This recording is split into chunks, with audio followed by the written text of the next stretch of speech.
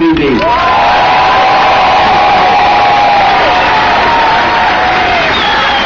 Thank you. Thank you. Thank you. Thank you. It was approximately 2 years ago at this same time that I stood here in front of a crowd much like the crowd we see today with then somewhat unknown Senator Barack Obama. He came to Arkansas just days before the gubernatorial election to lend his support and his presence to me. He came here and said, I am willing to take my time, my money, my effort, and help somebody he didn't know. He didn't know Mike Beebe. I got a feeling a few of you tried to tell him about me. But he did that for me. And I'm gonna stand right here in front of you all and tell you it is my honor to stand here 2 years later and do the same thing for him.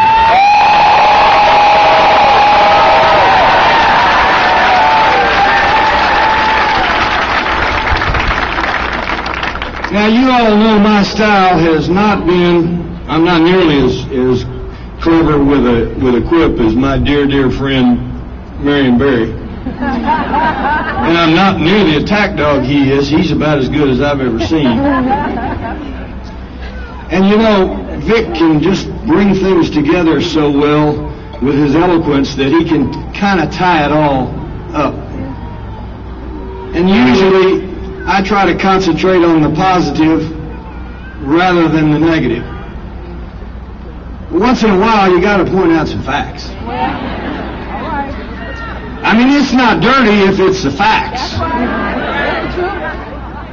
Governors are charged with the responsibility of making decisions that sometimes, unfortunately, hurt the least people. What you'd like to do is help the most all the time, but sometimes with balanced budgets and limited resources and mandates from Washington and decisions made by other people, sometimes you have to try to figure out how can we do things to least negatively impact our people. Well, one of the big issues that we have across this country, and it's not Democratic governors, it's Republican governors and Democratic governors, all 50 states, one of our biggest issues is Medicaid. Medicaid pays for almost all of your grandmothers or great-grandmothers that had to go in a nursing home. If you were paying for it privately, it wouldn't take you long at $3,600, $3,800, $4,000 a month for all of your money to be gone. Now, we're not going to throw those people out in the street. What kind of society doesn't take care of their elders, their parents, their grandparents?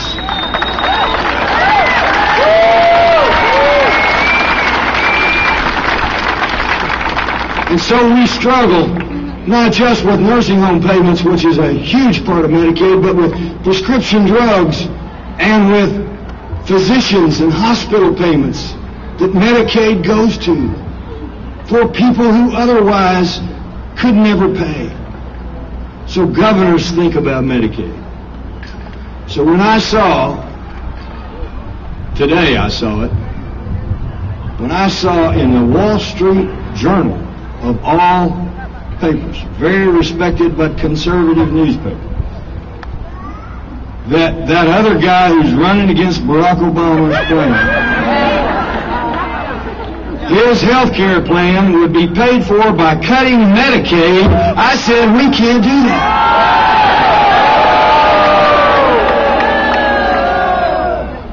Medicaid can't be cut. We have to make sure we take care of our vulnerable citizens. You don't pay for a new health care plan by cutting the existing one that takes care of the poorest people in America. You can't do that.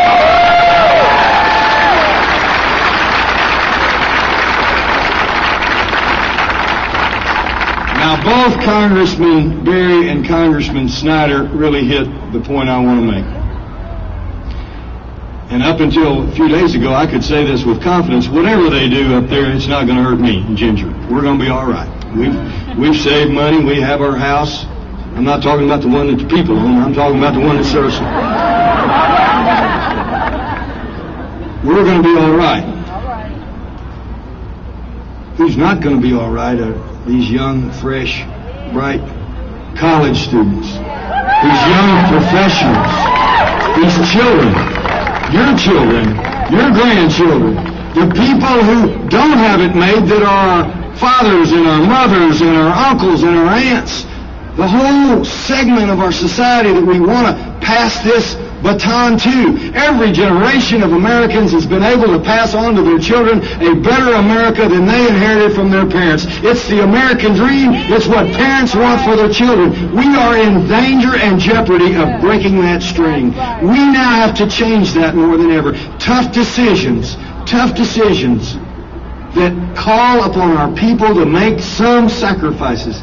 And we're all going to have to. We all are going to have to. We just need to face that. We can't have all we want. I can't give you all you want. They can't give me all I want. But let's take care of our most vulnerable.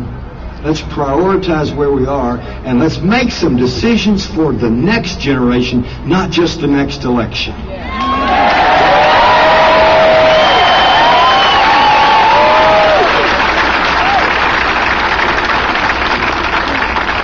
So, Senator Obama, thank you for being here for me 2 years ago.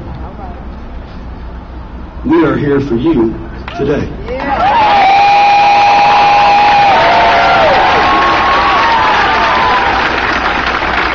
And Senator Obama, we brought with us a special person. Well, it's somebody you know well, because she took you all the way to the mat.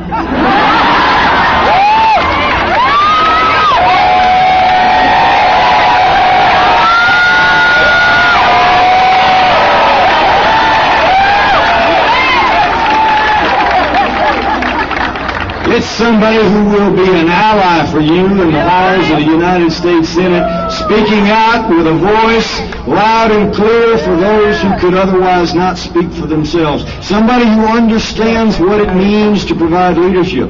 Somebody who loves our people here in Arkansas, as well she should, since she got a greater percentage of vote in Arkansas than anywhere in the United States.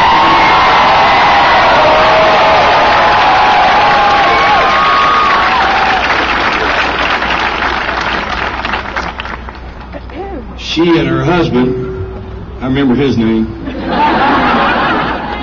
used to live in that house that Ginger and I get to temporarily live in now. So she's coming home when she comes back here. She's coming home to see her people. She's coming home to say to all of you who did so much for her, please double your efforts and do that much for Senator Obama. Ladies and gentlemen, it is my pleasure to introduce Arkansas's First Lady,